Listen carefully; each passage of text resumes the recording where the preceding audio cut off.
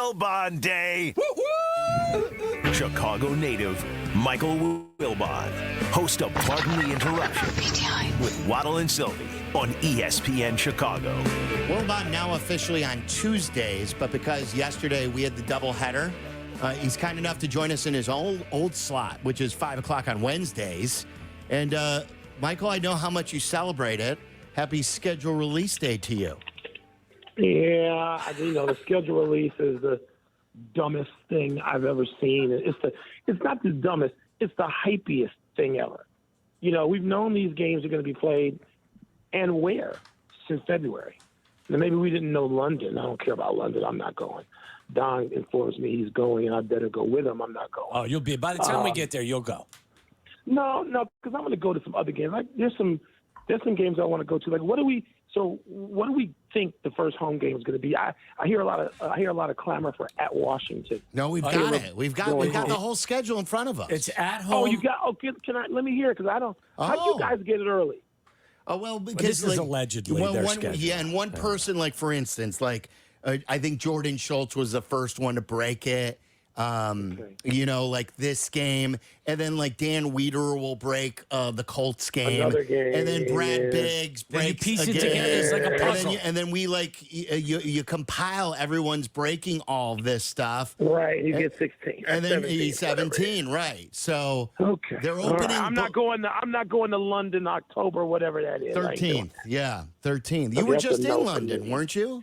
I was just there for Chelsea versus Man U. Yeah, I was just there for that. I love going to London now. I love it. But, that's October 13th. That's like 10 days before the start of the NBA season, which means being on the road for me. And, I'm not going to hit that one. Plus, I would have gone to games in September. What's the opener? The opener is one that no one would have ever guessed because it's not this national hyped game. So it's like at Houston or something stupid like that? Well, that's a good game. That's okay, so let me give it to you here.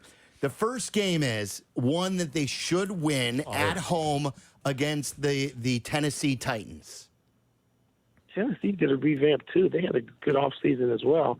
Yeah, that's like a knot. There's no juice for that, but okay. Silvy has called that a must-win game. Must win. Build the confidence, Michael. Build the confidence. Start 1-0. Yeah. Tennessee, Tennessee and the Bears are kind of in the same boat.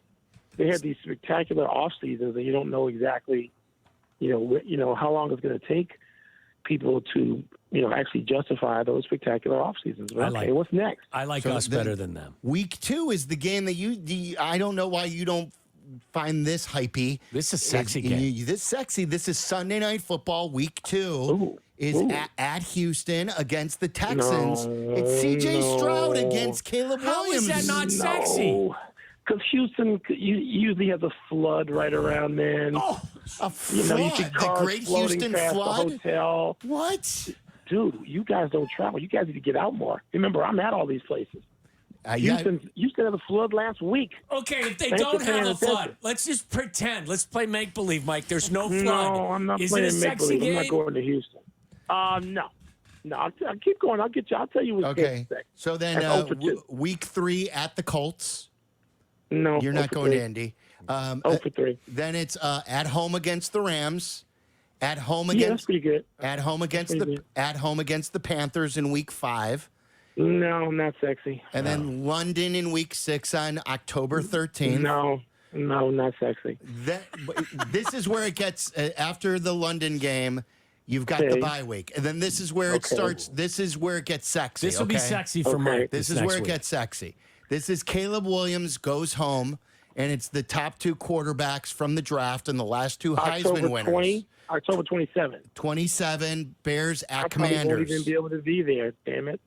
Why? Because NBA openers. I'm not gonna go to a game in Washington wearing a Bears jersey. I'll wind up in 3 brawls, and I'm not going to not wear a Bears jersey. So. What about the following week?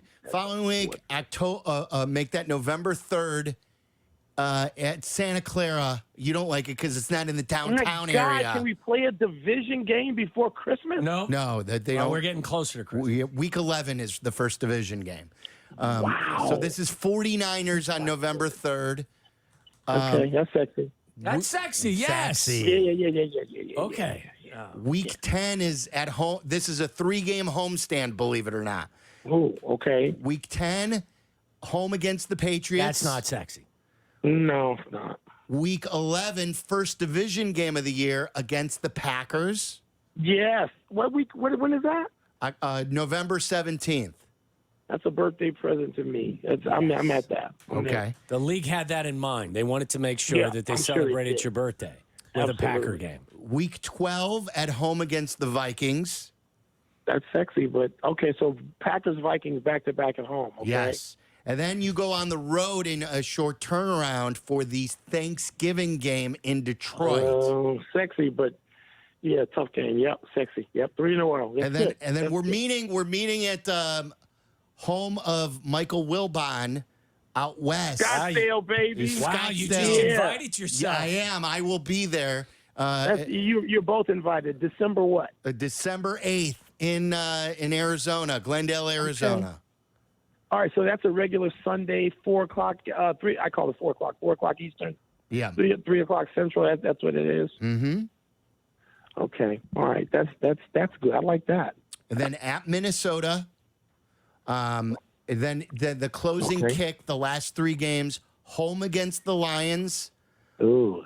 home Thursday night football the day after Christmas on the 26th against the Seahawks. And then they wrap up in Green Bay on Sunday night.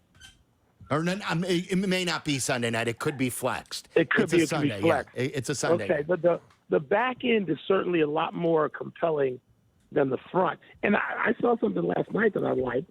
The Bears have, not that this matters, but the 3rd easiest schedule this year from having finished where they finished and all that. Yeah. I'll take that. I mean, I don't want to come out with the toughest schedule in the world for a rookie quarterback. So, the back half of the schedule is fun. The front half, look, I'm going to be locked into every game. Doesn't matter. But the first few games, He sounded awfly interested in this, though, didn't I mean, he? we didn't do win-loss, but just in general terms. No, you can't do that. But in general terms, Mike, we did because we're idiots. Yeah. But what is your expectation for this team in 2024? Well, if we're talking about, I just want to see. I want them to look a lot better week 6 than week 1 and 2. Okay. I want them to look better week 10 than week 6. I want to see market improvement, and that's primary.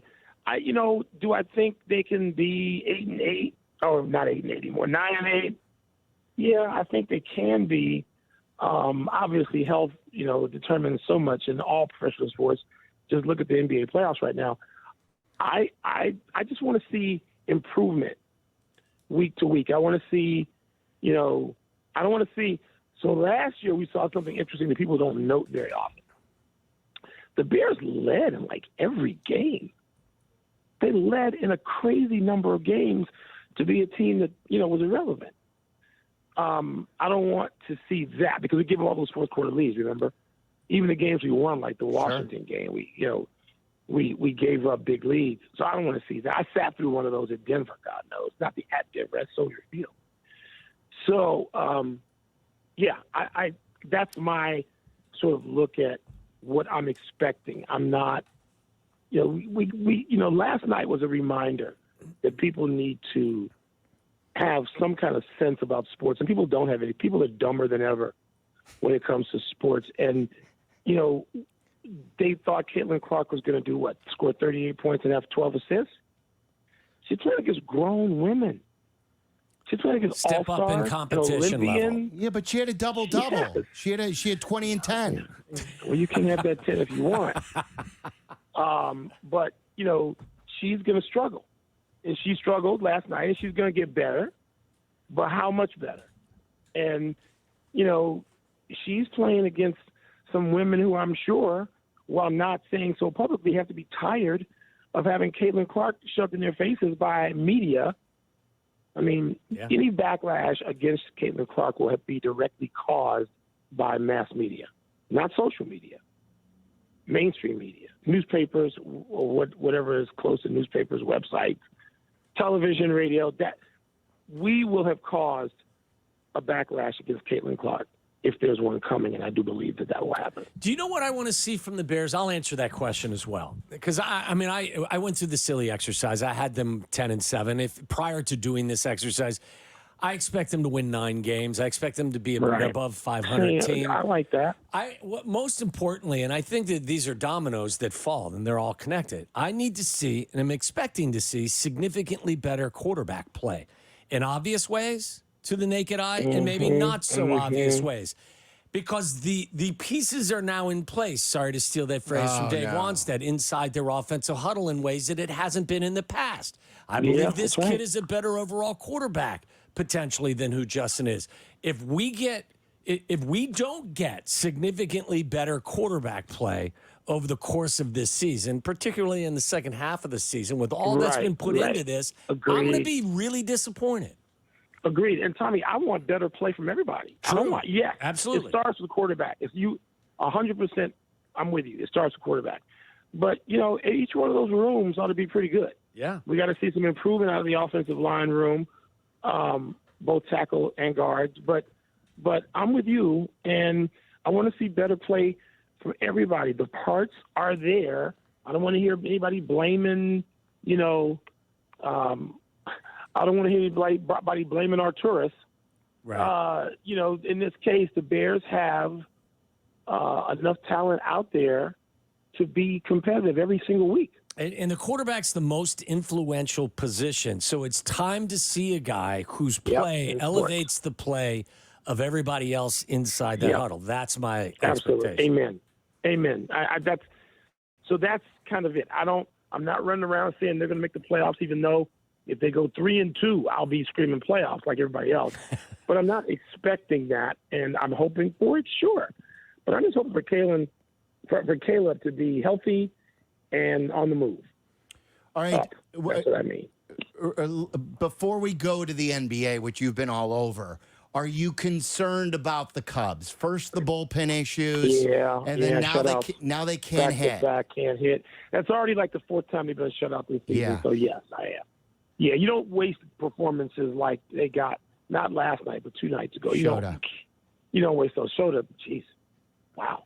This kid's amazing. But, the Cubs we can't expect them not to have hiccups. This is not 2016. If anything, it could be 2015, but even that took shape late. That took shape August, September. We got a long way to go before that. So I'm not down. I'm disappointed in the last 2 nights, though. Do you want Jed? Is it too early in your mind to make a big move, or do you want them to try and figure out the bullpen internally? Well, you got time to figure it out internally, but so yes, I want them to figure it out internally. I don't even know about the big move for that. What about these stories on these? Who knows what sites these are? How valuable they are? How legitimate, credible? Forgetting what's his name, the polar bear from the Mets. There was so much talk about that. Yeah, there was so much talk about that. And where do you put him? And who do you have to give up to get him? And so I'm looking at that, going, that bat in the lineup wouldn't be bad, especially you start thinking about that after these last 2 nights. Closer has ruined a great many Cubs seasons since 1988. A great many. And the thing about Alonso is there's been so much smoke about him and the Cubs for like a year now. Yes. So is there any fire there, or is it just smoke? So I'm looking at that, hoping. You see these disgruntled veterans. Sometimes we're not going to re-sign where they are. You think, okay, the teams that go for it, the Dodgers go for it, man.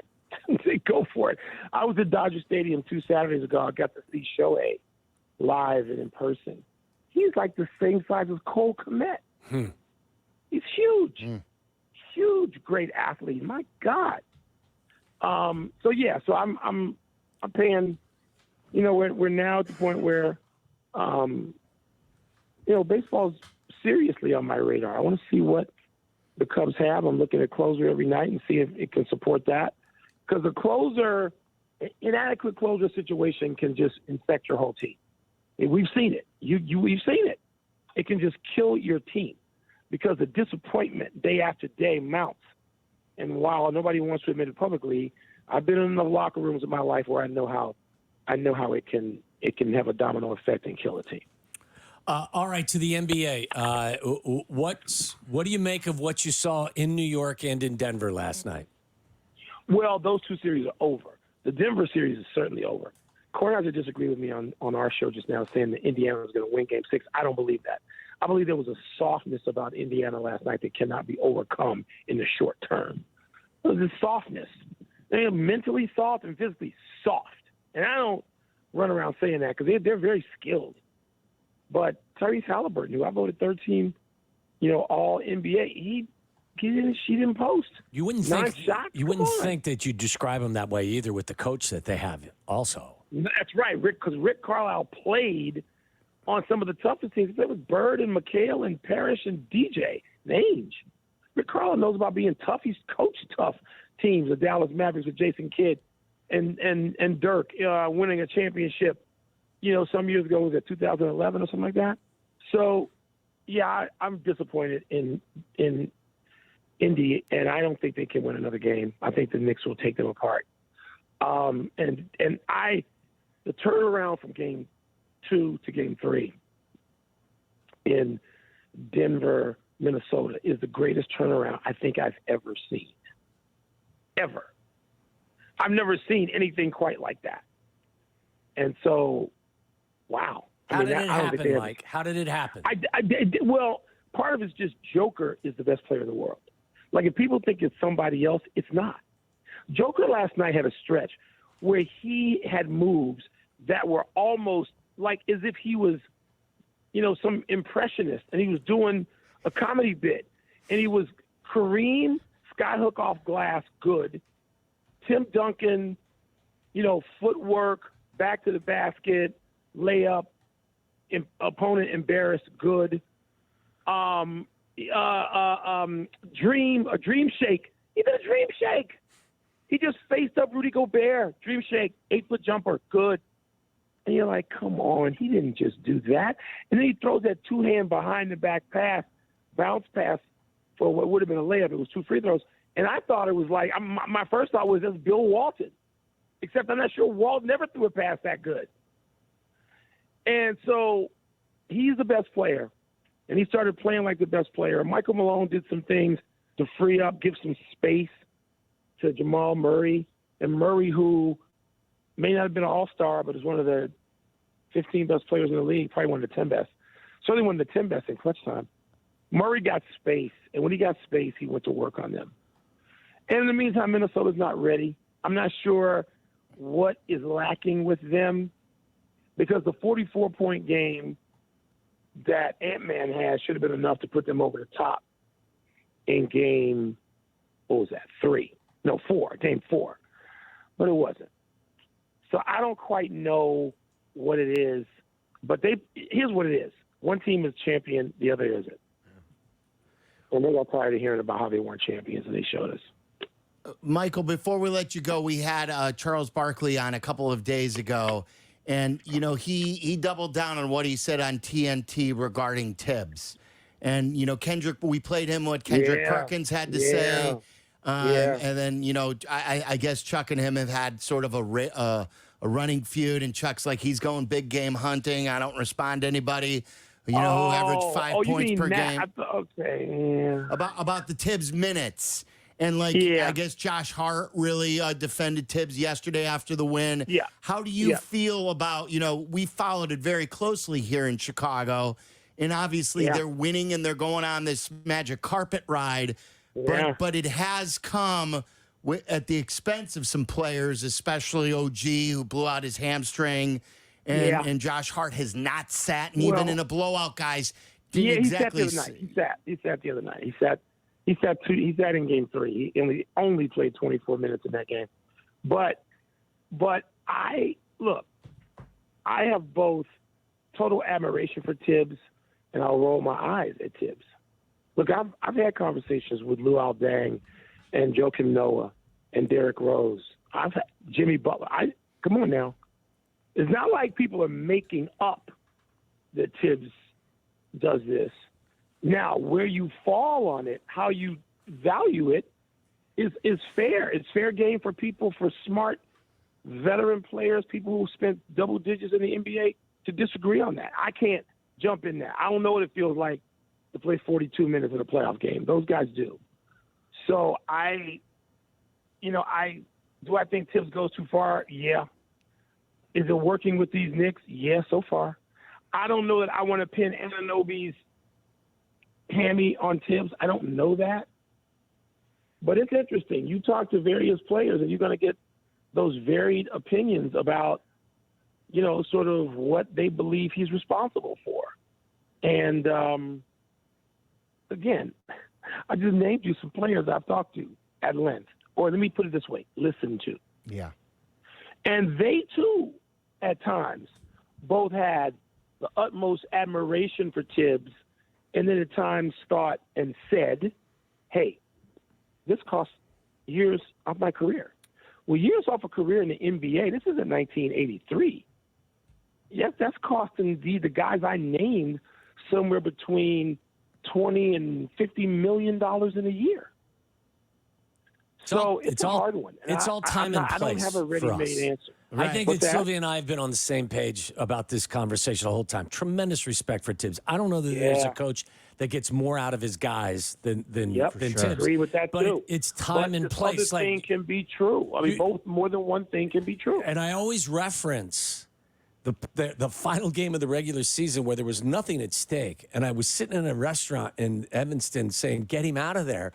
And Joe was limping around against Charlotte. Against Charlotte, yeah. It meant nothing. Right before the playoffs, he's nursing a bad knee, and he's still out there playing 40 minutes. And he couldn't play in the playoffs then. Right. He was on one wheel. I've talked to Joe. Listen to him about that. Yeah. And so, am I going to sit here and say that Joe is crazy? Oh no, I'm not. I mean, Joe has a legitimate.